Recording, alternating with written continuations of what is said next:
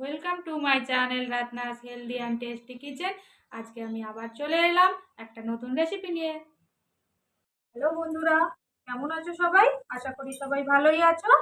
দেখো, আজকে আমি নানা রকম সবজি দিয়ে একটা তরকারি, বাড়িতে যখন কোনো কিছুর কম থাকলো, ধরো পটল, আজকে আমার বাড়িতে পটলটা কমই আছে, তো সবার জন্য তো হবে না, তখন কিভাবে কি করে ওটাকে ম্যানেজ দেওয়া যায় আজকে সেটাই তোমাদের দেখাচ্ছি। দেখো, পটলগুলোকে আমি আগে একটু ভালো করে ভেজে নেবো। যে কটা পটল আছে একটু নুন দিয়ে ভালো করে পটলগুলোকে আগে একটু ফ্রাই করে নেবো। দেখো, পটলগুলো আমার ভাজা ভাজা হয়ে গেছে। পটলগুলো আমি তুলে নেবো। এবার তেলের মধ্যে আমি দিয়ে দেবো কিছু কাঁচকলা। কাঁচকলাও আমার ফ্রিজে দুটো পড়েছিল, আর পটলও 4-5টা ছিল। তা সব দিয়েই আমি আজকে রেসিপিটা তৈরি করছি। কাঁচকলাটাও এইভাবে ভাজবো, একটুখানি আগে সামান্য ফ্রাই করে নেব। দেখো, কাঁচকলাটা আলু নুন হলুদ দিয়ে একটুখানি আগে একটু ভাজা ভাজা করছি। নুনটা আর হলুদটা পরিমাণ অনুসারেই দিয়েছি, তোমরাও নুন আর হলুদ পরিমাণ অনুসারেই দেবে। এবার একটু ভাজা ভাজা যখন হবে তখন দিয়ে দিচ্ছি, দেখো, বেসন। আমি এই চামচে 2 চামচ, বড় চা চামচ, বড় চামচের বা 2 চামচ থেকে 3 চামচ কাঁচকলার পরিমাণ অনুসারে নুন বেসনটা দিলাম। এবার বেসনটা দিয়ে এটাকে ভালো করে মিশিয়ে ফ্রাই করে নেব। দেখো, এবারে আমি পটলটাও দিয়ে দিয়েছি। কাঁচকলাটা বেসনটা ধরেই নিয়েছে, দেখতেই পাচ্ছ। এবার পটলটাতেও আমি এই সামান্য একটা চামচের মতো বড় দিয়ে দিলাম, দিয়ে ওটাকেও একটু বেসনের সাথে একসাথে নেড়ে নেব। ভালো করে একসাথে নাড়াচাড়া করে তারপরে এটাকে তুলে রাখবো। দেখো, মোটামুটি ধরে নিয়েছে বেসনটা, খুব বেশি তেলেও ভাজা হলো না, এরকম অল্প করে বেসন ছড়িয়ে দিলাম। আর বড়ার মতোই খেতেও লাগবে। এটাকে এত ভালো করে তুলে নেবো, সব কটা একসাথে পরিষ্কার করে নেবো আর একবার প্যানটা। দেখো, আমি আবার ওটা ভালো করে একটু ধুয়ে নিলাম, বেশি ধুইনি, সামান্যই, কারণ যেহেতু বেসনটা লাগবেই, তাই জাস্ট অল্প একটুখানি জল দিয়ে এটা গরম করে নিয়ে তারপরে একটু শুকিয়ে গেছে তেলটা দিয়ে তেলের মধ্যে আমি 2টো তেজপাতা অ্যাড করেছি। দিয়ে দেবো সামান্য আদা,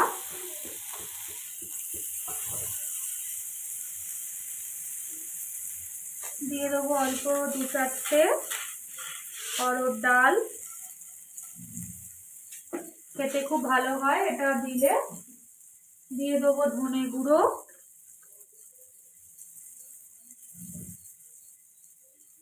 দেখতেই পাচ্ছ আমি কতটা করে দিচ্ছি। আর দিলাম জিরে গুঁড়ো। তোমরা রান্নাগুলো কে করছো ট্রাই কিনা, আমার ভিডিও দেখছো কিনা অবশ্যই পাশে থেকে জানিও, নালে আমিও বুঝতে পারছি না। আমি বারবারই বলছি যে আমার রান্না তোমাদের পছন্দ হচ্ছে কিনা, কি আমি কিছু ভুল করছি কিনা। তোমরা যদি না বলো তাহলে আমার পক্ষে কিছু জানা সম্ভব নয়, কারণ আমিও নতুন চ্যানেল খুলেছি, সেটা সাবস্ক্রাইবার তোমরা যদি ভালো করে সাবস্ক্রাইব না করে আমার কমেন্ট বক্সে কমেন্ট না করে আমাকে আমার পাশে না দাঁড়াও, তাহলে আমিও বুঝতে পারবো না, মানে এগোতেও পারবো না আর বুঝতেও পারবো না আমার ফলটা কোথায়। তো চলো, দেখো, কথা বলতে বলতে কত কিছুই দিয়ে দিলাম। জিরে গুঁড়ো, ধনের গুঁড়ো, গুঁড়ো লঙ্কা, নুন, একটু সামান্য হিং আর একটু হলুদ দিয়ে দিলাম।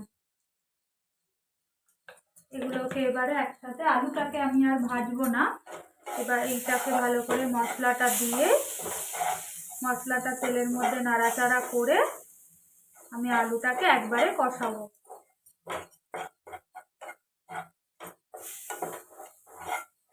তোমরা যদি ভালো করে একটু আমাকে না বলো, আমি আবারও বলছি, আমি কিন্তু কিছুতেই বুঝতে পারছি না যে আমি কিছু ভুল করছি না। আর এগোনোর জন্য তো তোমাদেরই আমার হেল্প দরকার। আমারও যেরকম সব বন্ধুদের জন্য আমরাও আছি, সেরকম তোমাকেও আমার পাশে থাকতে হবে, আমার পাশে সবাইকে।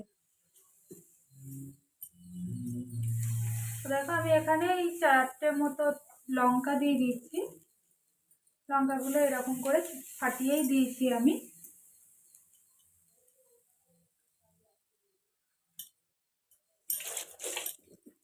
এবারে এর মধ্যে দিয়ে দেবো আলুগুলো।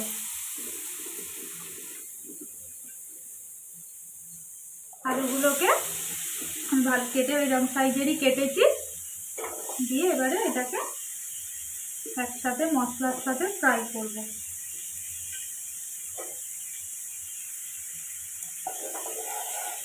আলুর তাহলে আর ঝামেলা রইল না আলাদা করে ফ্রাই করার, এটার সাথে ফ্রাই করলেই একসাথে ফ্রাই হয়ে যাবে।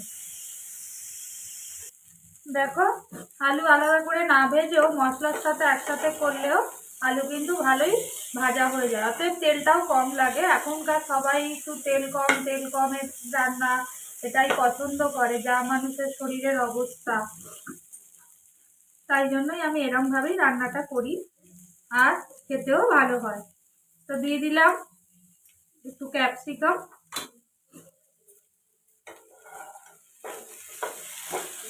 ক্যাপসিকামটা একটু এটার সাথে নাড়াচাড়া করে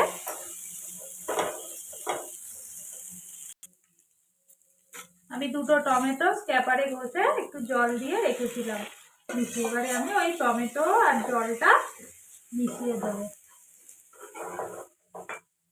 টেস্টের ব্যালেন্স ঠিক করার জন্য দিয়ে দেবো একটুখানি সামান্য চিনি। চিনিটা অপশনাল, তোমরা চাইলে দেবে, না চাইলে না দেবে। আর যেহেতু একটু টমেটো আর জল দিলাম, তাই জন্য সেই হিসাবে একটু নুনও অ্যাড করলাম। এবারে এটাকে ভালো করে, যতক্ষণ না টমেটোর কাঁচা গন্ধটা চলে যাবে, ততক্ষণ এটাকে একটু ভালো করে কষিয়ে নেব। দেখো দেখতেই পাচ্ছ পুরো টমেটো আর জল যেটা একটু দিয়েছিলাম একদম পুরো কষে তেলও ছেড়ে গেছে, টমেটোর কাঁচা গন্ধও চলে গেছে। এবারে আর আলুগুলো মোটামুটি সিদ্ধ হয়েই এসছে। এবারে যেটুকুনি ঝোল রাখার দরকার সেটুকুনি ঝোল আমি এখানে দেবো, তোমরা তোমাদের ঝোলটা পরিমাণ অনুসারে দেবে। তো আমি এই একটু ঝোল দিলাম, দিয়ে আলুটা একটু ফুটবে। খুব ইজি রান্না, একটা সম্পূর্ণ নিরামিষ রান্না, আর খুব অল্প তেলের রান্না, খেতেও খুব সুন্দর হয়। তোমরা অবশ্যই ট্রাই করো, আর আমাকে কমেন্ট বক্সে জানিও কিরকম খেতে হয়েছে। এটাকে একটু চাপা দেবো, একটু সিদ্ধ, আর একটু আলু সিদ্ধ হতে বাকি আছে, সেটাকে একটু চাপা দিয়ে দেবো। দেখো আলু আমার সিদ্ধ হয়ে গেল, তরকারিও রেডি হয়ে গেছে। শুধু এবারে যেগুলো আমি পটল আলু কাঁচকলার পটল বেসনে মিশিয়ে যেটা করে রেখেছিলাম, সেটা এবারে আস্তে আস্তে দিয়ে, যেহেতু গুঁড়ো বেসন, বেশি নাড়াচাড়া করব না, তাহলে মুখটা থেকে মানে বেসনটা পুরো খুলে যাবে। জাস্ট এরম করে দিয়ে চাপা দিয়ে রেখে দেবো। চাইলে তোমরা ওপর থেকে একটু গরম মশলা অ্যাড করতে পারো, ঘি আর গরম মশলা দিলেও খেতে ভালো লাগে, আজকে আমি ওটা দিলাম না। রেডি হয়ে গেল, দেখো চাপা দিয়ে কিছুক্ষণের জন্য রেখে দিলাম, গ্যাসটাকে অফ করে দিলাম। দেখো রেডি হয়ে গেছে আজকে আমার সম্পূর্ণ নিরামিষ কাঁচকলা আর পটল আর আলু দিয়ে একটা রেসিপি। অবশ্যই ট্রাই করো, ঘরে সবজি কম থাকলে এইভাবেই তোমরা একদিন রান্নাটা করে দেখতে পারো। আর আমার চ্যানেলটা সাবস্ক্রাইব করতে ভুলো না কিন্তু, আর অবশ্যই কমেন্ট বক্সে জানিও কেমন রেসিপিটা। টাটা। আমার রেসিপিসগুলো যদি আপনাদের ভালো লেগে থাকে তাহলে অবশ্যই সাবস্ক্রাইব, শেয়ার অ্যান্ড কমেন্ট করবেন।